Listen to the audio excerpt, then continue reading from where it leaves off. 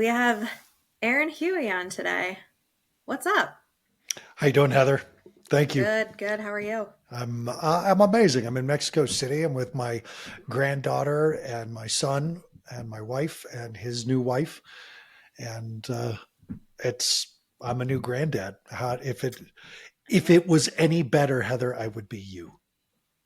Oh. I'm so excited for you though. That's very exciting. Congratulations. Thank you, thank you. Yeah. So tell us, well, tell everyone a little bit about yourself because you have quite the story. Yeah, I'm very ADHD, We and love that. We it's love that here. certainly at the beginning. It was the doom and gloom, the death sentence. He'll never uh, be good at relationships. He'll never be good at jobs. He'll never be good at school. He'll always have a penchant for addiction. Some of that turned out to be true. I really struggle with addiction. I've been sober for 25 years, uh, but I constantly feel the pull of addictive behaviors, not just towards my drugs of choice, but just addictive behaviors. Uh, and the the big change came on May 21st, 1998, where rock bottom came rising up at the speed of terminal velocity. And thank God, because it turned into terminal spirituality and really set my life on a new course. I did go to the 12 step rooms. The steps did not save my life, but the people did. I began my 12th step in earnest by opening a martial arts school in Boulder, Colorado. That led to after school programming and weekend kids camps. And I started this little kids camp called Warrior Camp, and that still runs today in Austin, Texas. I started teen rite of passage programs. Parents started to say, "Can my kid just come live with you?" My wife and I said yes. Within a week, we had 6 boys living in our house and 4 on a wait list. And we realized, oh, I guess this is what we're doing next. We opened a residential treatment center out of our home, grew it to a huge program up in Estes Park, Colorado, became one of the top performing adolescent treatment centers in the United States. We were shut down due to fires in Estes Park, and our zip code became uninsurable. I've And that's continued in my that was in work. California, right? We were in Colorado in Estes Park. Colorado. Yeah. Oh, okay. Uh, Colorado is experiencing, we're always like 5 years behind California with everything. And apparently that means uninsurable zip codes as well. Yeah. Um, Yeah, that's why when you said uninsurable, I was like, was that California? yeah. So,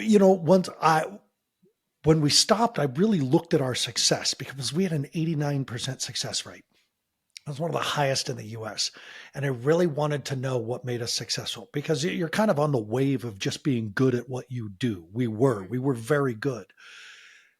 But I had to admit to myself that it wasn't because of the work we were doing with the kids. I mean, we did really cool crap with the kids, Mm-hmm. right? The martial arts was ingrained into the program. We worked with wolves, and I mean inside wolf enclosures. Like we were in the wolf enclosure, learning how to settle your nervous system so they would eat out of your hand and cuddle in your lap. These are kids with anxiety and bipolar, and it was we did awesome stuff. We had a great school focused on the hero's journey and the archetypes. But what made us the champions of the work in 2019, we were top 50 healthcare provider in the United States. In 2020, we were top 100 healthcare innovator in the United States. It, in really sitting down and analyzing it, it was our work with parents. We had one of the biggest interventions with parents of any treatment center in the United States. And we had to, if everybody's doing cool crap with kids and recovery still hovers somewhere around 12 to 25%, Was what it were we that doing low? different? And it was our parent program. Wow. That's incredible. So I I mean, my only experience with residential programs are, I mean, we talked about this before, but Dr. Phil and then yours. So what was the difference? Because obviously you had said like the recovery was 12 to 25%? Yeah, adolescent recovery success rate is hovers in the 12 to 25%. It is growing because Mm-hmm. we actually are doing, and by we, the mental health care industry is actually beginning to do the correct things. First and foremost, the amount of time Downtime. in treatment. Yeah, no, no kidding. It's like we've always known you need to be longer in care. 28 days is irrelevant. Have you Mm-hmm. ever heard of someone getting sober because of intensive outpatient IOP? No. Then why is it first? Why do we do that at all? If no one, like, we're starting to get a real clue about Yes. residential care. Yep. Some programs are nightmares, and some programs are filled with people who truly want to give the gift of the 12th step, which is taking that message of hope to people who have none. Um, and the the difference, the main difference is we had real doctors at our treatment facility. No disrespect to Dr. Fell, because I've enjoyed a lot of his work. Yeah. Um, but we were a full holistic program. Mm-hmm. We dealt with the belly brain. We dealt with the full body. If your body ain't moving, the mind ain't grooving. Uh, Mm-hmm. we used the hero's journey and archetypal psychology as a prime motivator for understanding what you're going through. Like, for example, maybe it's not about being better. Maybe it's about giving up the struggle to be different from who you truly are. Yep. But the big difference was the parents were in recovery at our program. The parents did the work. The parents had to move through phases, and the kids signed off on the parents' phases. The parents had to do therapy. The parents had to go to class. The parents had to change.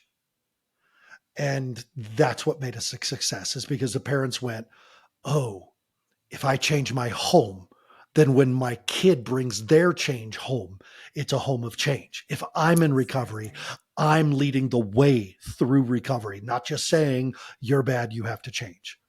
That's the holistic model, not just with the organic meat that we were doing, and not just Western meds, but also supplements, also vitamins, also Yes. massage, also yoga, also. Mm-hmm.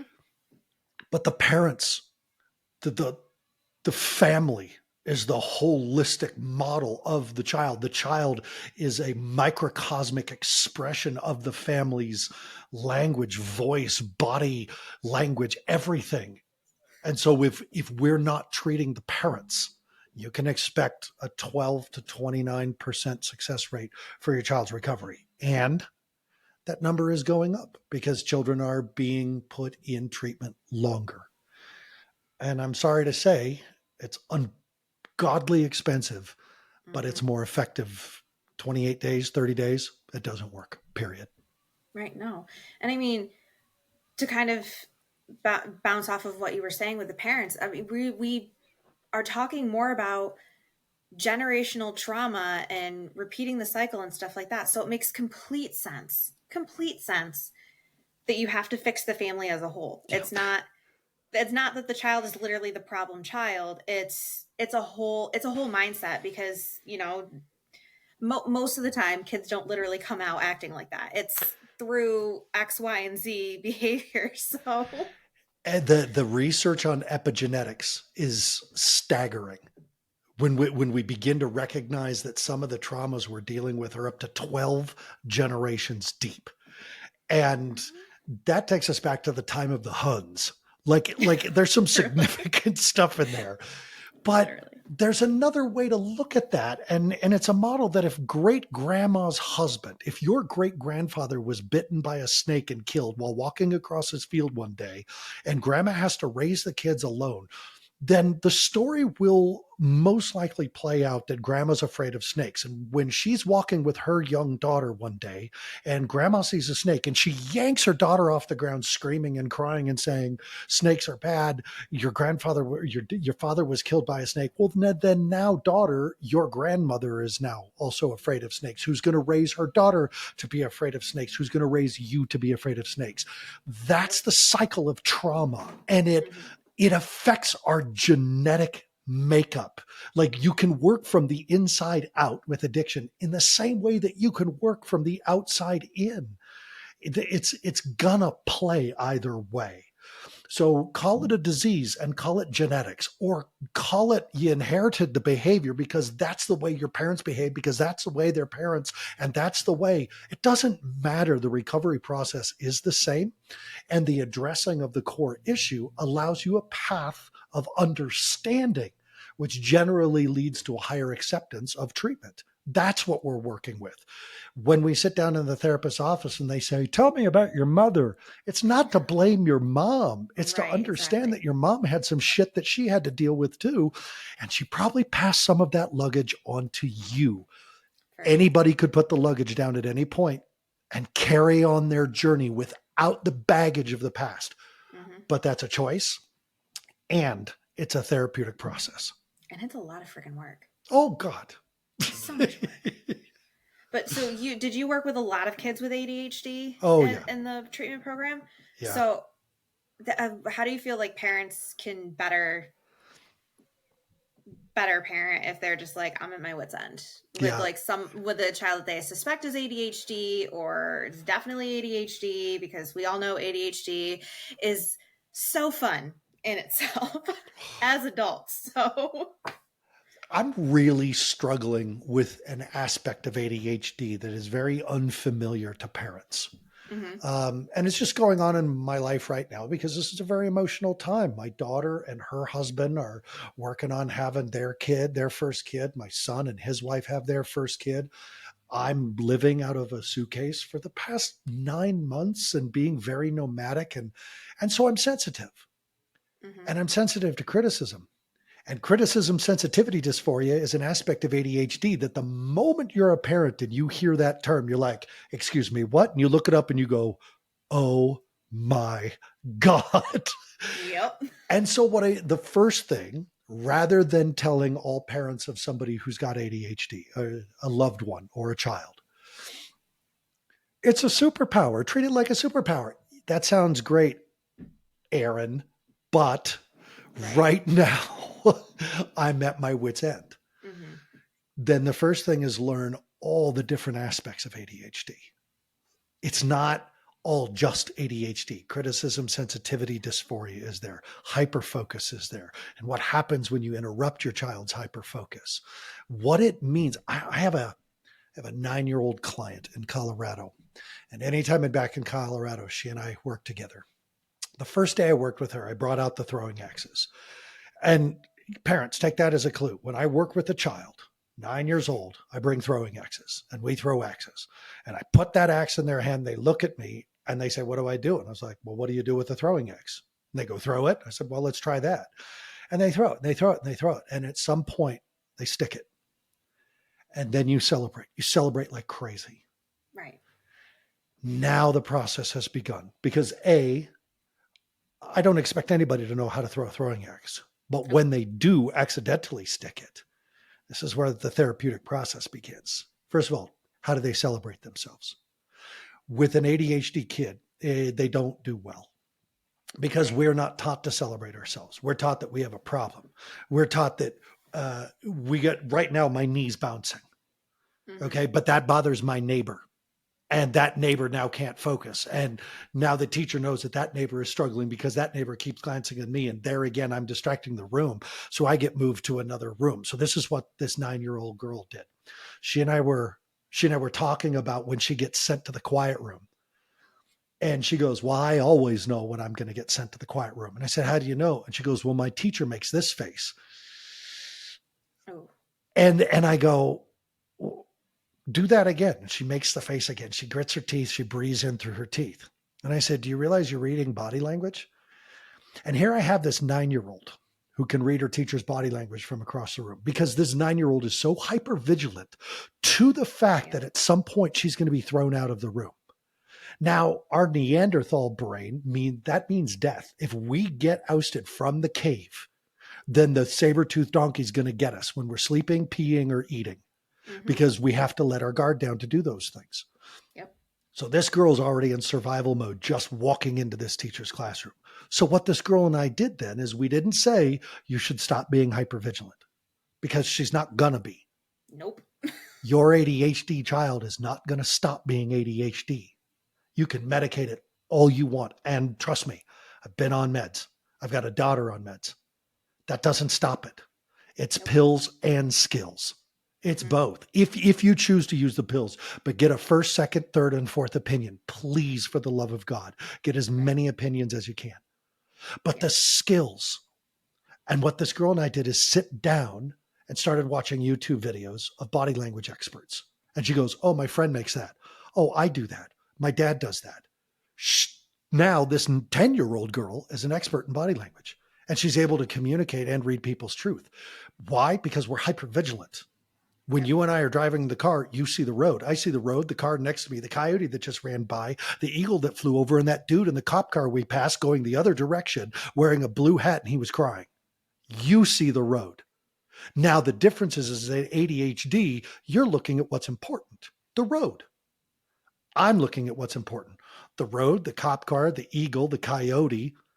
It's all Oh yeah. important. My brain does not discern priorities. Yeah, there's no it's all number one priority. It's all number one. There's no tiers. Like it doesn't happen. It does not happen. So either we tell this child, and in my day, in the 70s, this was the language. Oh, they're going to struggle with drugs and alcohol. They're going to struggle with relationships. They're going to struggle. They're going to struggle. They're going to struggle. So I struggled. I became a drug addict. 14 years I was a drug addict. Then all of a sudden, when I started getting sober, one of the first realizations I had and heard was that all these super successful Fortune 500 CEOs had ADHD. Of course they did. And I'm like, are you telling me that there's a place for me? Because I've been kicked out of all of them that I can recall. Mm-hmm. Now you're telling me that there's a home for me? There's a place. So parents, if your kid doesn't fit, stop trying to fit your kid. Start trying to find the place where your kid fits, because there's a place for us. There's a place for us. Wasn't that somehow? So it was one of the musicals. I'm glad I'm not the only one that will hear a line or a word and immediately I go into some Broadway or Disney rendition. Like somebody will be like, "Oh my God," and I'm like, "Oh my God," from Legally Blonde the musicals like playing in my head. I'm like, "Damn it!" Right, that's either from Cats or Les Mis. I don't know, but right, the One of them. lyrics have packed themselves in there somewhere. You find a place for your kid, and you teach your kid how to find their place, because you don't think like your child, and your child is never going to. Yeah, and your child's never going to think like you. That's the hard part. Your child's never going to think like you, and you're never going to think like your child. So stop trying to change your child's brain. Well, not only that, but we still live in a very like neurotypical world. Mm. So I think speaking out about neurodivergency and ADHD and things like that is going to eventually flip things on its head. Because yeah, some of the most successful people in these big companies, these big CEOs, these big owners, all have ADHD. Yeah. Because there's no way in hell, not for nothing, but it's very rare for a neurotypical person to be able to have the drive, have the hyper focus, be able to multitask the way that we do. And it drives us nuts, but you know what? We become successful from it because we can juggle 8,000 things at once somehow. Maybe we're not the hunters. Maybe we're the gatherers. Maybe we're not the implementers. Maybe we're the innovators. But you have to have both. And no one is always going to be both. But maybe I'm not going to follow one set of footprints through the trees for a week to hunt one animal. Maybe I know that those seeds are ready and those are not, and those are poisonous, and those get sun first, and those hold the rain the longest, and so they rot first. You got to pick them first, and that family hasn't eaten, and that one has, and that family leads closest to the fire. Maybe we're the clan watchers, and maybe if you began to if you began to grok how my brain works, you'll help me find that place for it. Heather, is it okay if I read something that I wrote a couple years ago? Please go for it. I wrote this, I call this from ADHD me to normal you. I love that. It's something for the parents. from an ADHD adult that I wish I had the words for as an ADHD child. So, dear mom, dad, teachers, coaches, and clinicians, I am listening to you. I'm just not looking at you or standing still or focusing or listening to you. I was asked on a podcast about ADHD once, what does being ADHD mean to you? And I responded, it means that I'm not you. It means I don't prioritize what I think about. It means that inside my head, it's heavy metal, flamenco dancing, scream therapy 24/7, all of the time. It means my voice is loudest and constant, and I am talking to myself loudly, nonstop in my head, and listening to you and me isn't easy. My hypervigilance is a byproduct of wanting to fit in so badly, and I don't. And it's exhausting. It means that my true friends are patient and amazing. It means my parents have had to let go of how things should be and teach me how to embrace this as a gift. It means I don't sleep well. It means while we were driving, I saw everything you saw, everything you didn't. It means I'm designed for battle and adventure, chaos, and the emergency, not the math test. I'm not dumb. I'm diffused. I'm not arrogant. I'm terrified of being unloved.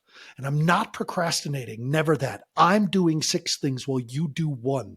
And by the gods, when I go into hyperfocus, leave me alone. I'm about to create miracles unless you pull my focus, which, as you know, is so easy to do. I may be a future entrepreneur, a nurse, a teacher, a cop, a mentor, a therapist, a firefighter, a musician, an actor, a small farmer. I'll be highly literate, but you may never see me read. I'll be acutely aware of others in my environment, but only for a moment. Please remember that there are a million moments and I've moved on to the next one. If you're going to be my teacher, you better be good, entertaining, and understand that I am listening. Keep me engaged by asking me questions, asking me to defend my answers, and do what other teachers don't. Make me feel smart. Believe in me and love me until I can do that myself and then move aside. Never ask me to calm down. I am God's caffeine buzz. If you need quiet, go be a monk. The video games and the chaotic music, yes, that's what my brain sounds like. Did you know I'm trying to listen to every instrument? I could tune them in and out like a soundboard unless I'm bored. I'm trying to be like you in a world that can't handle people like me, and that's not easy. And most of all, I'm sorry. I know I'm a lot of person to be with. Everyone has told me so. So I'm really sorry, but also this is me and I am not you. P.S. I should play goalie and do martial arts, not yoga, not meditation. P.P.S. I'm not you. I feel so seen right now. I feel so seen. That is, I I hope people that have ADHD heard that and felt as seen as I did, because whoa, I have chills. That was incredible. The heavy metal flamenco. Flamenco dancing scream therapy, heavy metal flamenco That's dancing scream therapy. like the second you said that, I was like we're speaking the same language right now. How do you explain to people that you and I are Literally. talking and I've got another conversation going on in my head that has nothing to do with you or this podcast? Honestly. God, I can't explain it. I'm tired of trying. And I know people want to understand it, but rather than that, once you hear a child say that to you, once you hear a child express that to you, why would you ever buy them a chair for their desk? Why wouldn't you buy them a big medicine ball? If I don't keep, right after this podcast, I'm going to go lift weights. Why? Because I'm stressed. If I'm still stressed after that, I'm going to clean. Why? Because if I don't move my body, then I will not process this stress. I will not process the stress. I've been like I'm pretty good at sitting still for the most part, but at the same time, like I have a chair that I can literally go back and forth like this, and that's just what I've been casually trying to do without like distracting anybody that's going to be watching this video. But it's just, it's got to move. It's got to move, or I'm going to lose it. You just said something, Heather, that blows me away. And I love this. When were we taught that we are responsible for other people's distracted behavior? Like, how come that became my fault? The fact that you can't pay attention and you're more attuned to my energy than the teachers, that I'm bothering you. Maybe you being Honestly, though, distracted is your problem. Like, that sounds like a you problem. it's a, oh, now on the other side of it, I've been Yeah. very successful in business, in many businesses. Yeah. And the reason I'm not more successful is because I can't do one business. I got to have four going on. Mm-hmm. And it's so frustrating. And it drives my wife. It's hard on my wife. It's Mm-hmm. hard on my kids. My daughter's ADHD.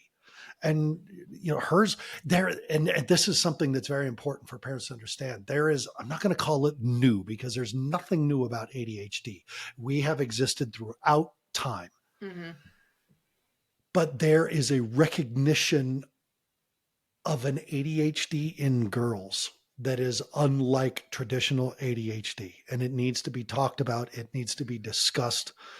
And yeah, my daughter could sit still in an absolute and utter anxiety panic Mm-hmm. and miss everything that was being said. Oh, And I zone it's, out. Somebody will tell me something and they're like, okay, now repeat that. Like these memory tests that, like, I'm almost 32, but I literally have random panic attacks about the memory tests that I'm going to have when I'm like older, because they're going to tell me the words and tell me to repeat them back. And I'm going to be like, I have no idea because I just zoned right the hell out. Like cat, dog, I don't know. Like I could literally quote word for word, like 90% of the pacifier with Vin Diesel, no problems, because that was just my hyperfixation movie for a summer and I just watched it over and over and over again. But if you tell me to repeat verbal instructions back, good luck. do you know, like there's so many things in what you just said that are the lessons for parents of an ADHD child. Okay, let them watch the damn movie as many times as they want. Because you'll notice as they watch it, their nervous system settles. Why? Because they know what's coming. Why? Because they remember it. Why? Because they go into hyperfocus mode. And these are our meditations. Do you know how many times I've seen Goodfellas? I could recite that movie tip to toe and tell you the camera angles that are being shot, when the edits were mixed up, and the fact that that airplane that takes off at the beginning didn't exist during that, because those are my hyper focus times. And if I'm going to watch a movie and understand it, first time's for the acting, second time's for the editing, third time's for the directing, fourth time's for the costuming. And that's how I relax.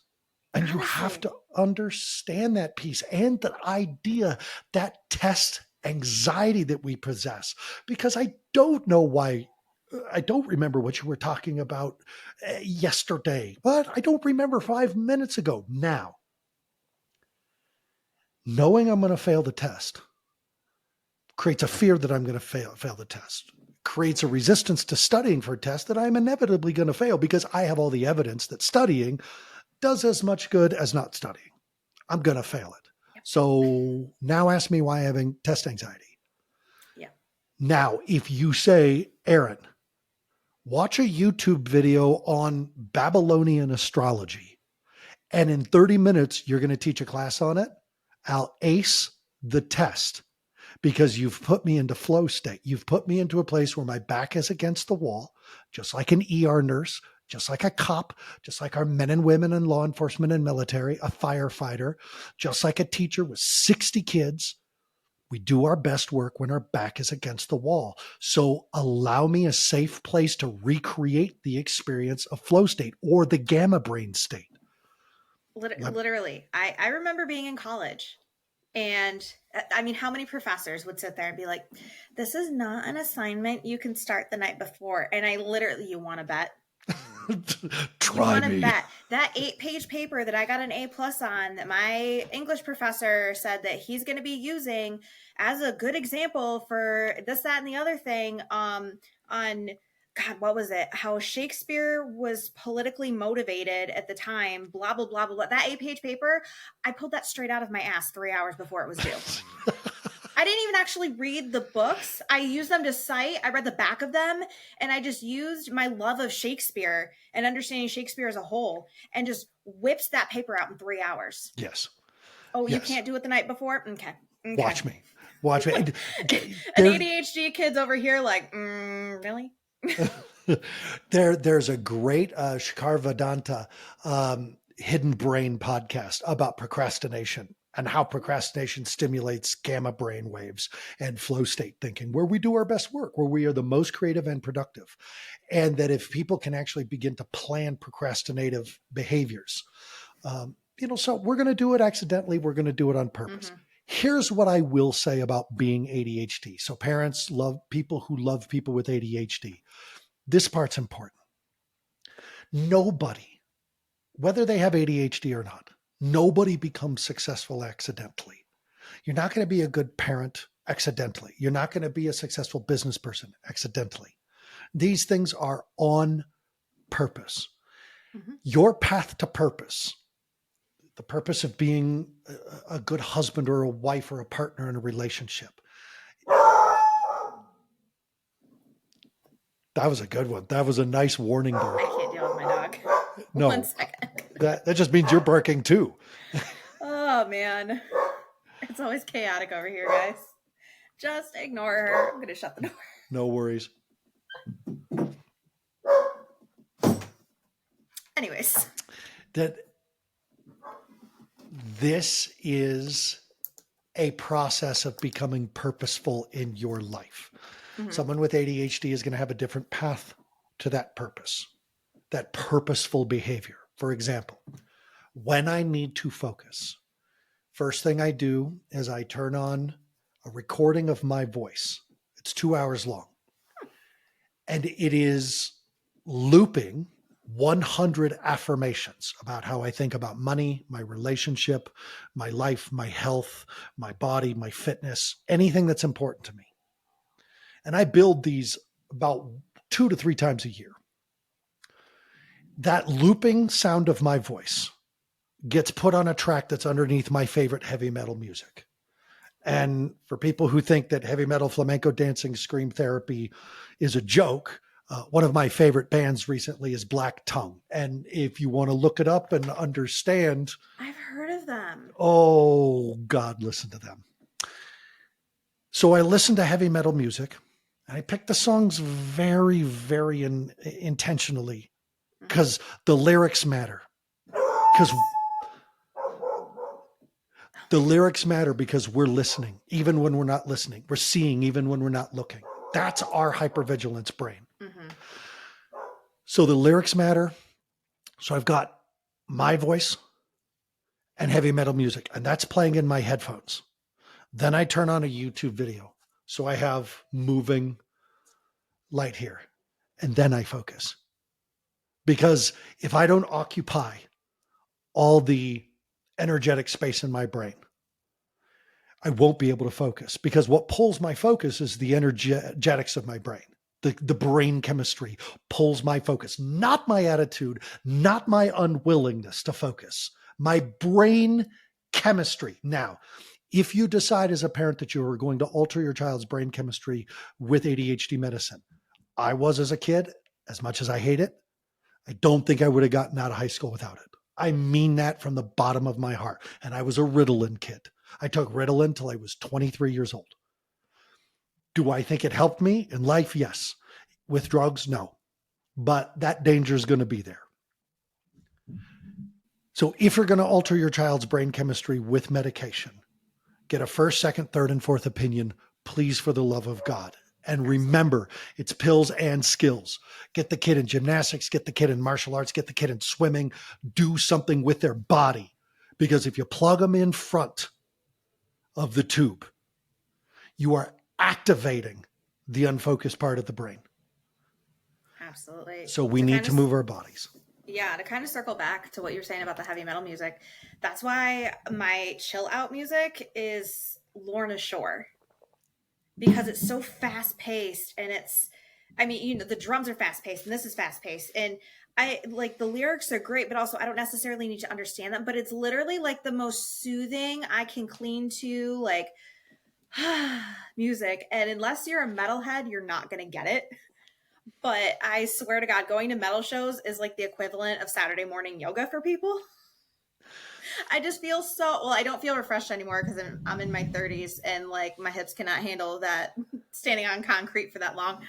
But it's just it's just metal because everything's thrashing and it's all over the place and this, that, and the other thing. And I think that's why people think it's like scary and this, that, and the other thing. But for me, it's just like, It's because life is finally moving at the same speed as our brains. yes. Like if you, I have to say this again to parents. Our brains are not your brains. For you to sit there and say to me, I don't know how you can stand to listen to that music. Because that's what my brain sounds like. So thanks for Literally. shutting me down, not just my music, but me, because this is speaking to me. Heavy metal, flamenco dancing, scream therapy. That's what's going on up here. I'm using that as a hashtag, I swear to God. When I wake up in the middle of the night, it's like this. And it is instantaneous. That's why I don't sleep well. I literally have to take myself into breathing exercises to just focus on my breathing. Yeah. And I hate it when people have told me, you should do yoga. You should do breathing exercise. It makes me so antsy. Does it make you antsy? Because about the third time we're breathing through our nose and out through our mouth, I'm like, okay, what's the next thing? What's the next thing? What's the next thing? What's the next thing? I can't. So what I have done, because I teach pranayama all over the world, is I take people through 10 exercises in 10 minutes. What is that? Pranayama is breathing. Okay. It's breathing exercises. But I'm not going to teach you one. I'm going to teach you 10. And I'm going to tell you what they're all for and which organs they support and how it helps with your stress levels and anxiety and depression and all that type of stuff. But you're going to learn 10. You better bring a pen and journal to my class because I'm talking fast. You're going to listen hard and you won't remember what I say, but you will remember how I make you feel because I don't just talk. I express energy. This being ADHD means I am an energetic expression, not just your thoughts becoming words that I'm forming and communicating.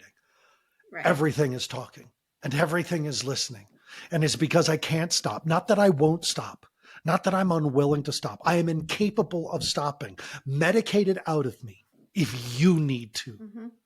And you know what? There are some people who need it. I will say again, I don't think I'd have made it out of high school without it. I really don't. Right. It saved my ass a couple of years ago. But then when I got on it again, I do better with supplements. I do better with my omega-3s and my lion's mane. That seems to kind of work a little bit better than the Adderall for me right now.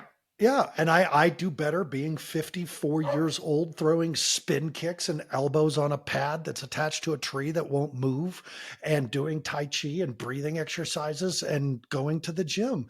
If I don't move my body, that just means the energy's still in there. It didn't go away. It's going to show up as health problems. It's got to come out one way or the other. The best thing as a parent to remember, and this is hard, this is really hard, is they're not you. They're just not you. And you didn't play house practicing on having an ADHD kid. So you're forgiven too.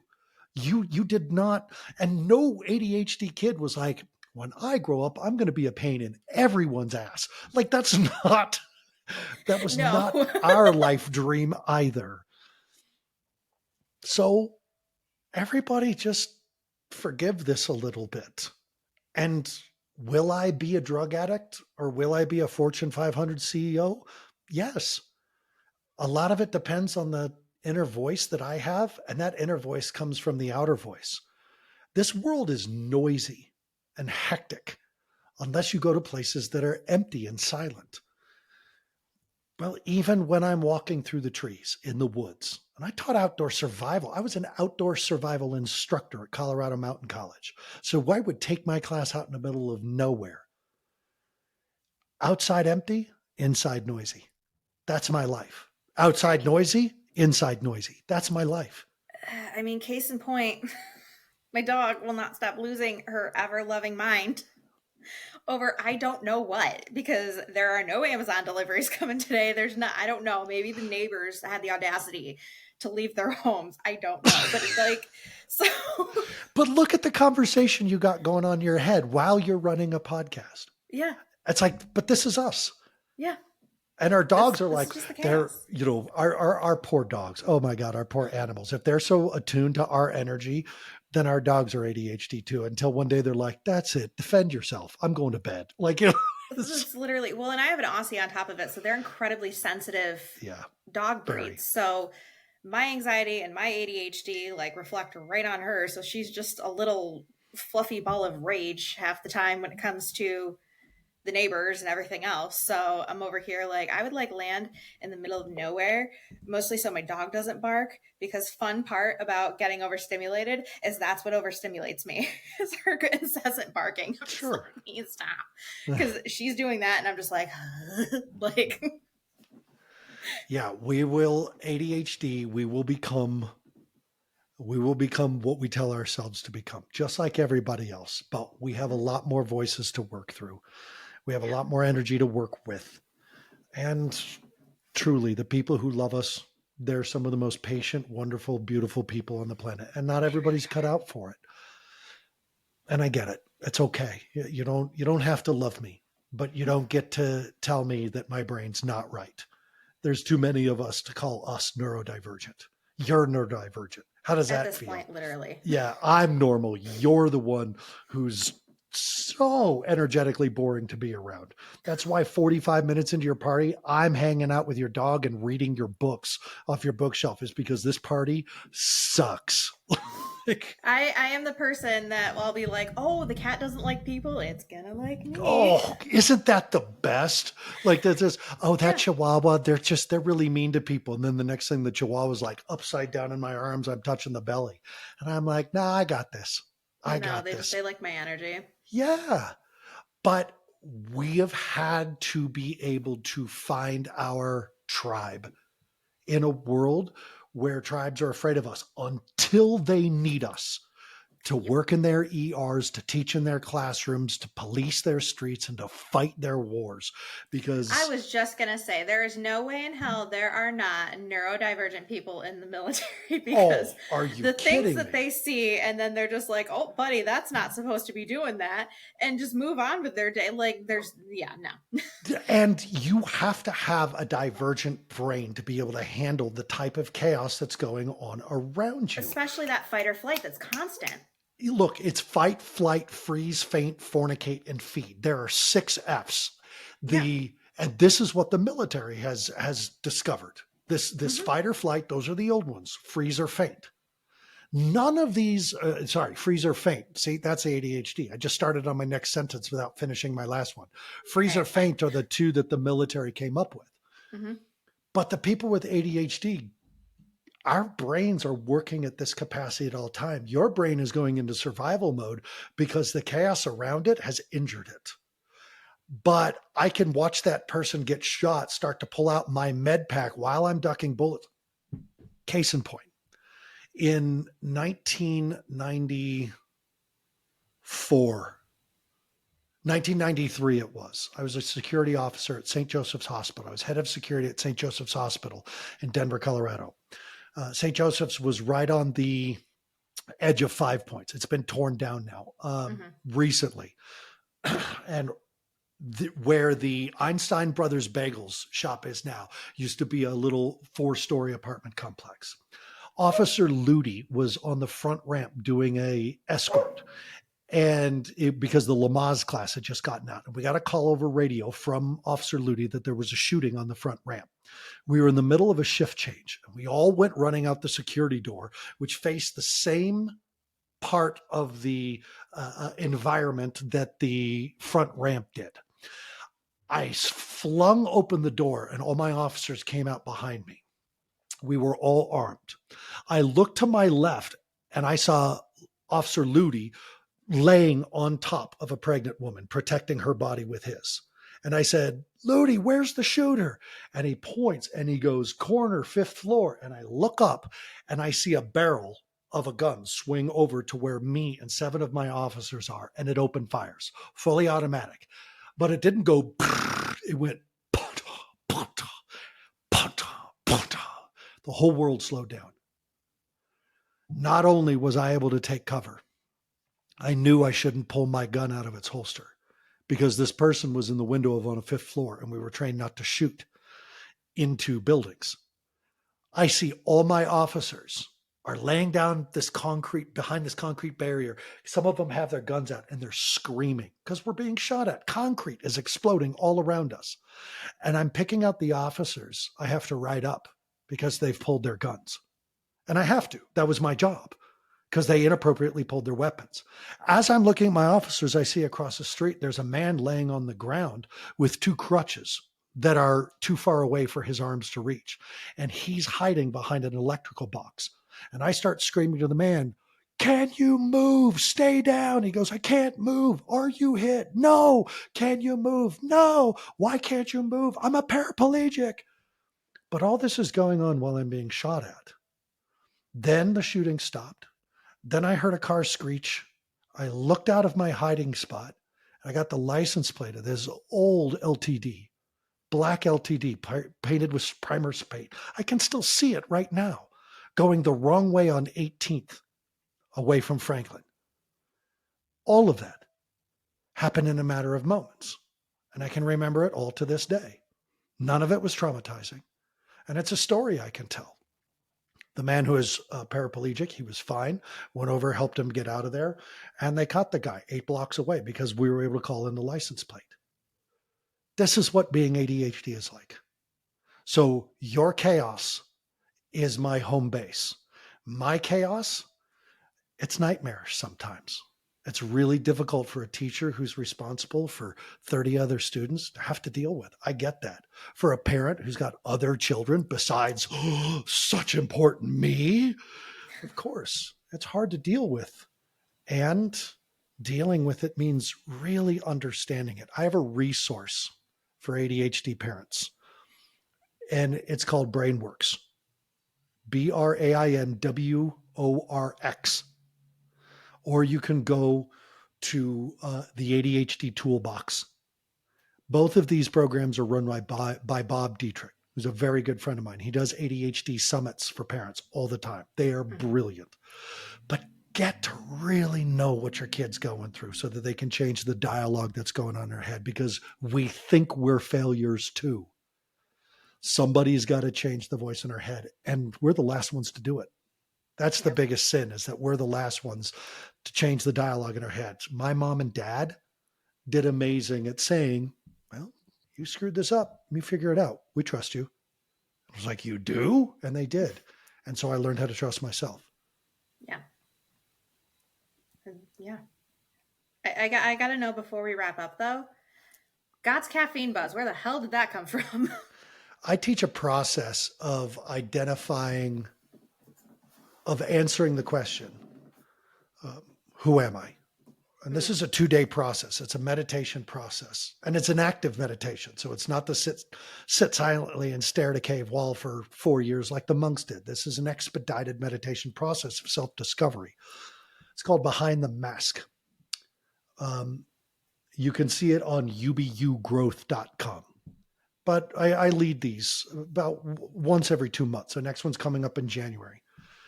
It's a 2-day process. We do it online. And we literally answer the question. Everybody looks for the answer. Who am I? I originally did the process in 2006 in Canada with a brilliant, esoterically ascended master. He's dead now. His name was Aha. And I realized who I was.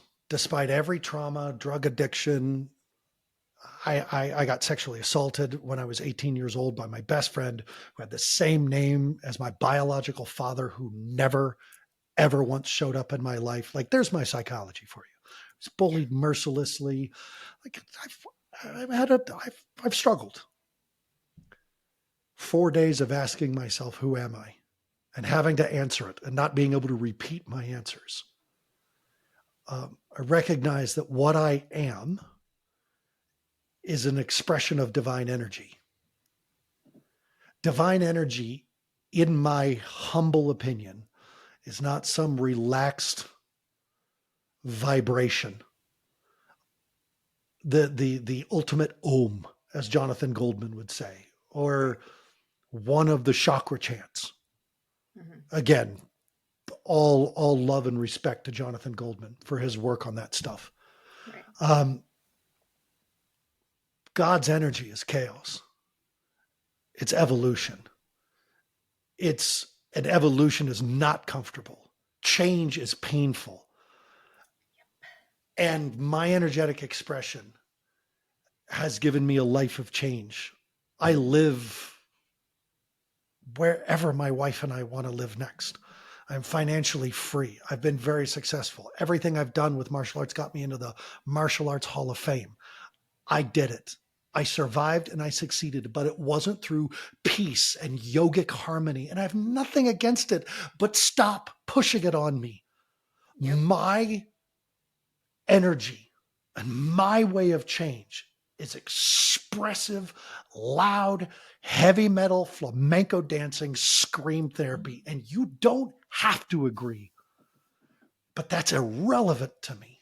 Mm-hmm. What's relevant to me is that while you're changing in your yoga retreats, loving, peaceful, immaculate way, is that there's also space for my noise because Yep. I'm going to make a lot of it. And I'll see you on the other side. Exactly.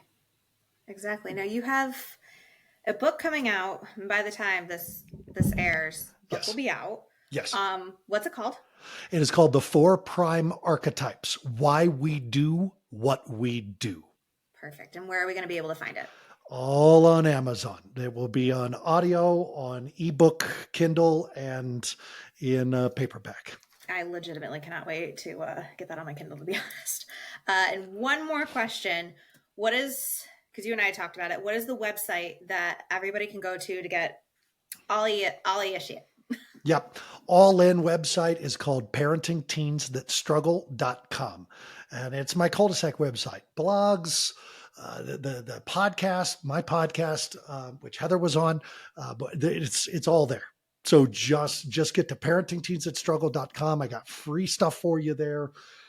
Other people's podcasts I've been on, parentingteensthatstruggle.com. And we will have all of that linked in the episode description. So if you missed it, it'll be there on paper for, some of us that can't do verbal. So there will be a hard copy in black and white for you. I'm welcome. For me. Well, this has been the most fun hour of my life. This has been a blast. Awesome. Well, thank you for the opportunity to talk to your audience, Heather.